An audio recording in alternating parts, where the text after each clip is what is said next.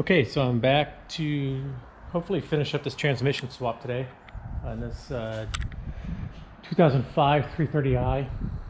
I bought a used transmission for it. Last section of the video, we took out the old transmission. I had to order some parts, a torque converter seal, the Guibo disc, flex disc, and I fixed some oil leaks on the engine. These things, BMWs for some reason are famous for their PCV oil collection systems, whatever you want to call it, but this one has a hose. It's just like some of the other ones. They have a hose that comes down and it goes to the dipstick tube, and whenever those hoses get rotten, then you've got an oil leak. Clean this up a little bit. I've got this plate back in here. The starter's kind of sitting in here waiting to go. It should be all cleaned up and ready for that, and I'm just going to take the torque converter. The guy that I bought it from, he drained the torque converter out, so I'm going to fill it up with transmission fluid. Never want to put one on dry because inside the torque converter is the pump for the transmission. So if it's dry and you start this thing up, you're just going to destroy that torque converter. So I'm going to pour some oil in that, mount it to the transmission, and then put this transmission in and see if we can finish her up.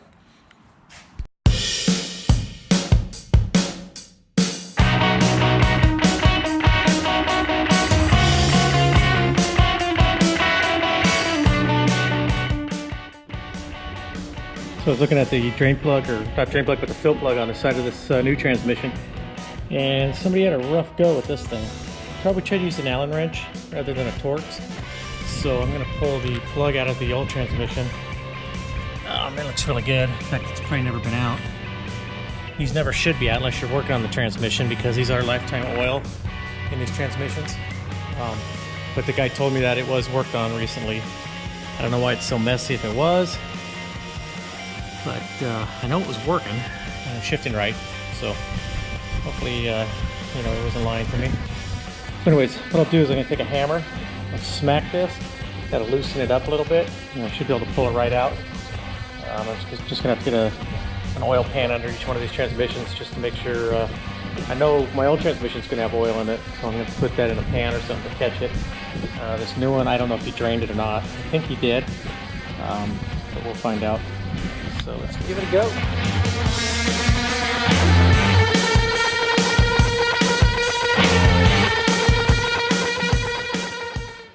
Alright, I don't have to tighten this drain plug pretty tight, because it's part of the fill process is that you have to pull the plug out. You fill it up when it's cold, you start the vehicle, warm it up till the transmission temperature is at 99 degrees or 100 degrees, and then you pull the plug out and you fill it up till it starts to run out, put the plug in. And that's the procedure. And then, actually, before you do that final portion, I think you're supposed to put it in gear, run it through the gears, and then you do that. Once it's at 99, then you pull the plug back out, fill it up till the oil starts to run out, and then put the plug in. So I'm just gonna put it just snug so it doesn't leak it all on me. Okay, next I'll roll it in there and see if I can get that thing lined up to the engine, and get a couple bolts in it to start it, hold it.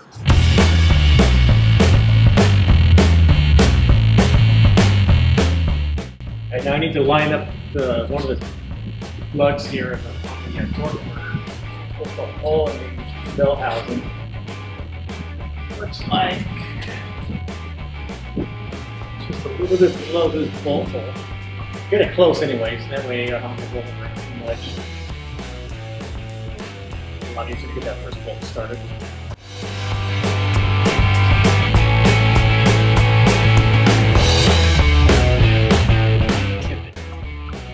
More first.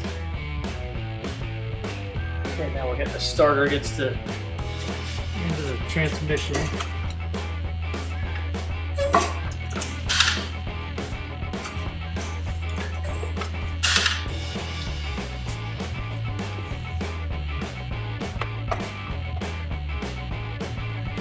Back.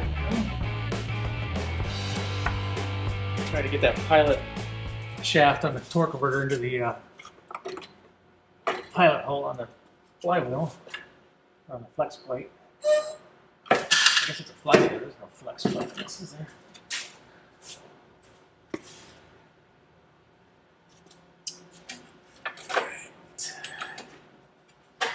Started to cooperate.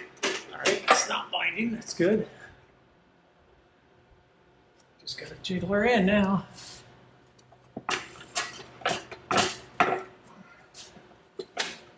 There are a couple of dowels which make it a lot nicer.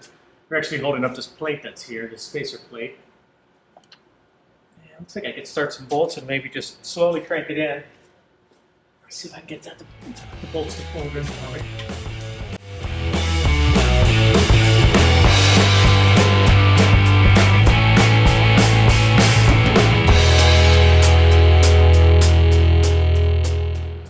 Alright, the bottom's pulling nice. The top's starting to get a gap, so I'm going to have to see what I can do about getting some of the bolts in the top. It's coming in nice. It looks like it might be hanging up on that top dowel a little bit. So,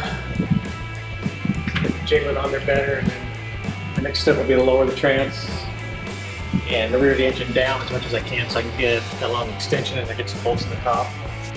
I think the hardest part's probably going to be putting the starter. Get the bolts in the starter. I'm trying to get this bolt in there at the top of the trans so it wants to hang in the socket a bit. So here's a little trick. Some paper or some plastic or something. That one's hard. Wrap it around the head of the bolt and stick it in there.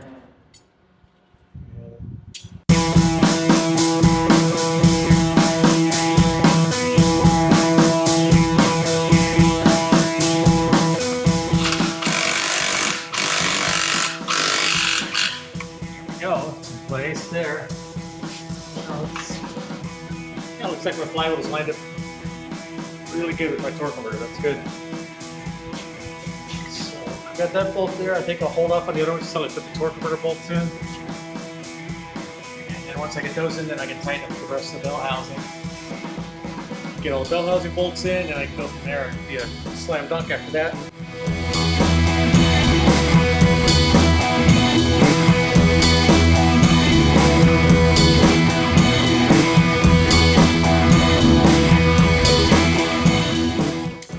A little bit of space there between the bell housing and the transmission. I'm going to go ahead and pull that up right now just so I can get the gear on the flywheel a little better. So we'll run it in.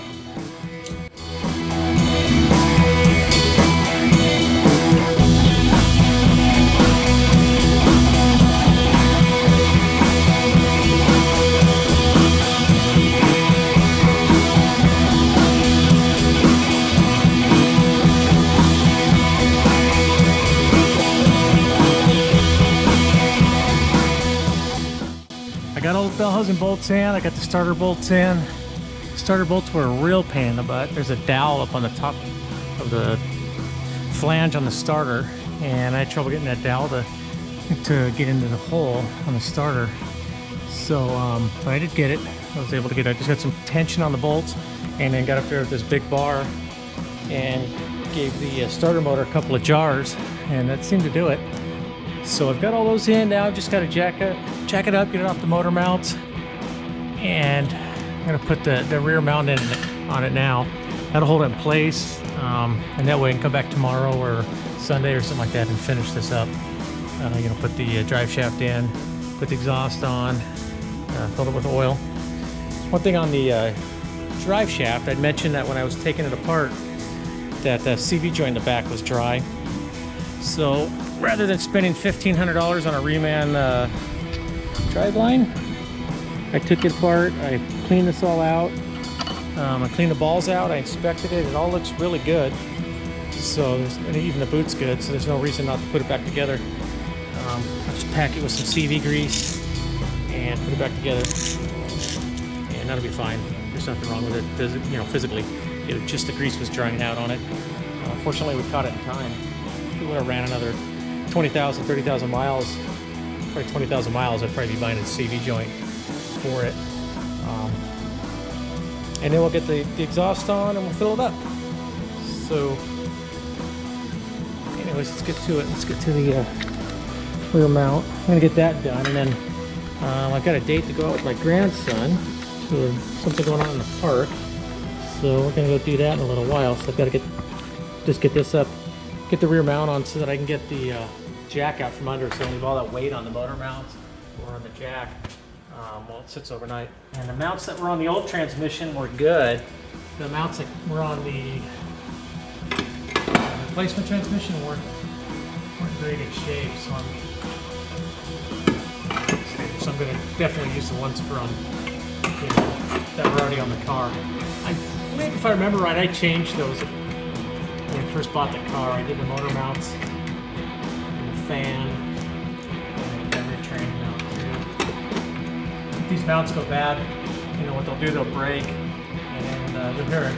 Sometimes you'll hear it clunking when you take off real hard and the transmission comes up and hits the tunnel. And that's how you know those are bad. That, or they demolish too bad and the transmission bounces around too much, and then you can have a fan strike where you lose your fan. It's the fan shroud, tears the fan apart.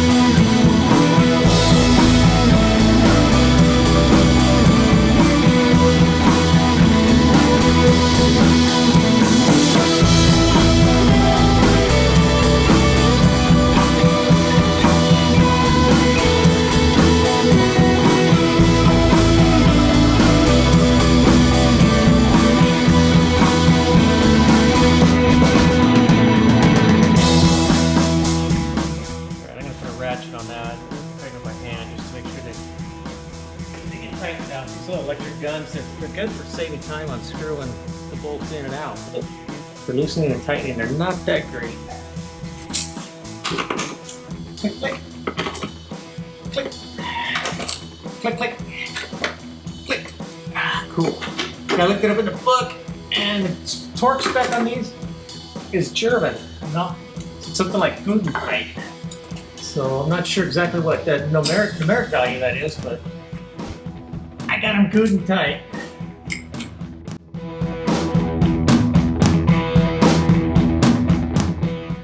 Cool, now we'll get this jack out of the way, tripping over it. Put the shift linkage on, cooler lines, drive shaft, and exhaust. And then I can fill her up.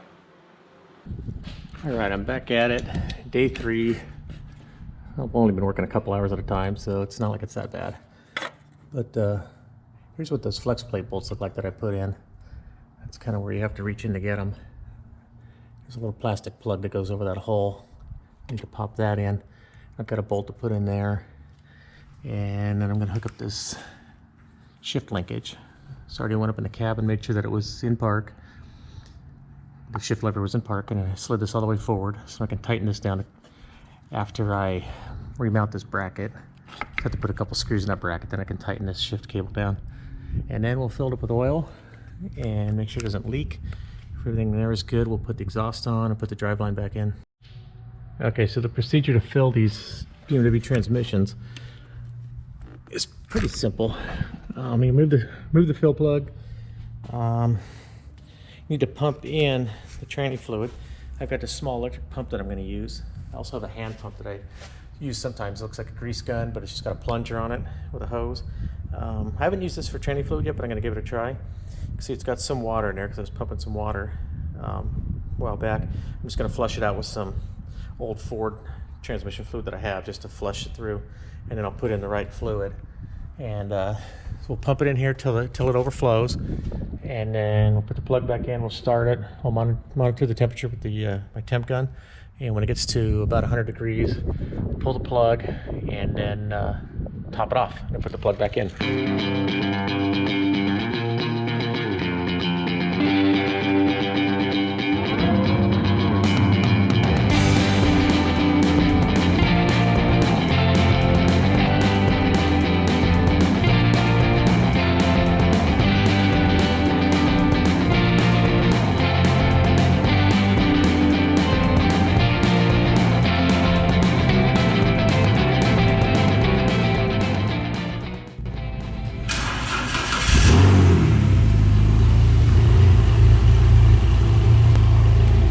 Sounds nice without the exhaust hooked up.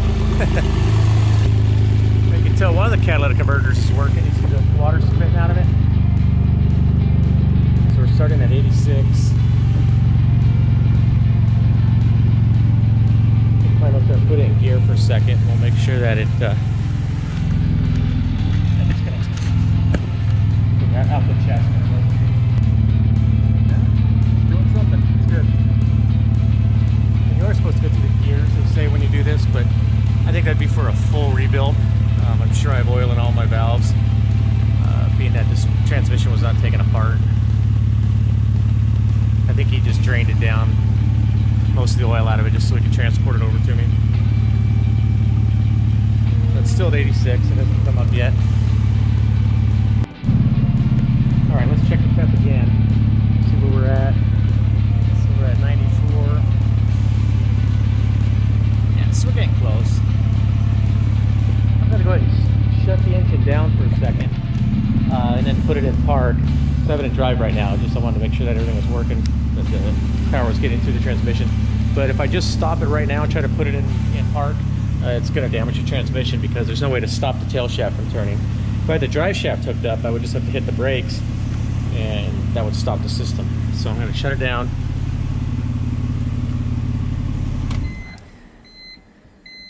Wait a second for it to quit rotating. Okay, we'll put it in park. Start it back up. Wow, that sounds nice. Here we go, 189,000 miles. And you can tell that transmission had not been touched. I could tell by the bolts and by everything. The drain plug hadn't even been opened. I think the only thing I ever did to it was put those rubber mounts on. And you can see the service engine soon light. That's on probably because I turned the ignition on with stuff before everything was hooked up, so it probably sent some problems, some unhooked sensors. So, let's get the flashlight. Look around here for some. Let's see if this is leaking. I think the oil pan's got a small leak here. That or the front cover. May even be that front main seal. Yeah, it looks like it might be that front main seal. That'll be a project for another day. I'll probably have to pull the radiator out before I do that. And I don't want to do that right now. I just want to get this running so he's got a car to drive to work and doesn't have to borrow my car or his mother's car. There's that hose I changed up there, part of the PCV system. Take a look at that.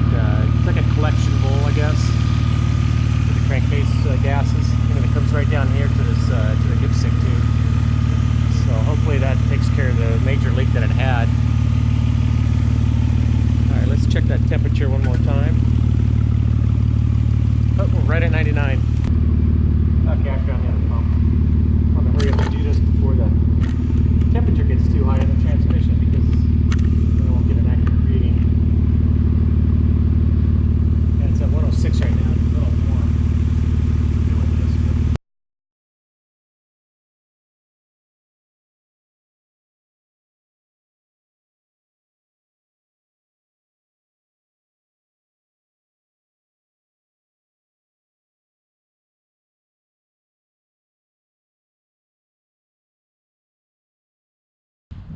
okay, now that I have that full, I'll tighten up the drain plug, clean up my mess I made down here, clean up my pumps and all that. Then I can go ahead and, I've got to finish packing the grease in the CV joint on the drain plug. It's laying outside there. And here's the balls and the back cap and everything, the gasket. I'm gonna get that all packed up and then I can mount that with the new flex joint. We'll get that in here.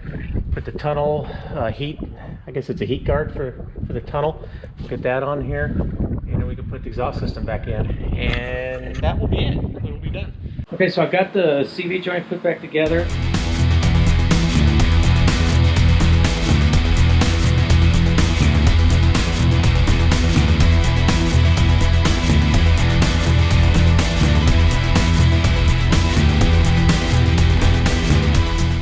That's what the retainer looks like.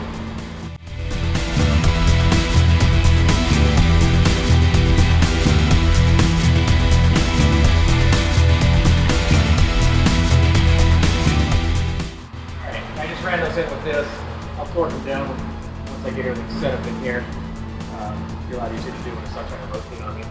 On that reload joint, flex joint, if you look at it, this is just rubber holding these two sections together. Well, these are bonded together, so this goes in the trans, this goes in the drive shaft. If you put this in the trans and this in the drive shaft, you would tear this thing apart. So that's what the trick is.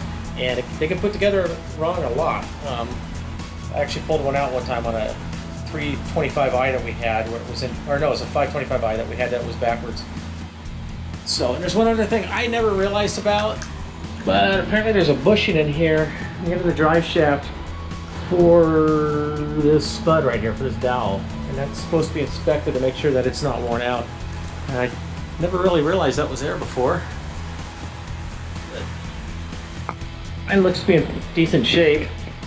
I'm not going to rebuild the whole car here, so I'm going to let that go. Because I don't know how much longer he'll have this car anyways, probably just a year or two, I imagine. So, alright, let's get back to it.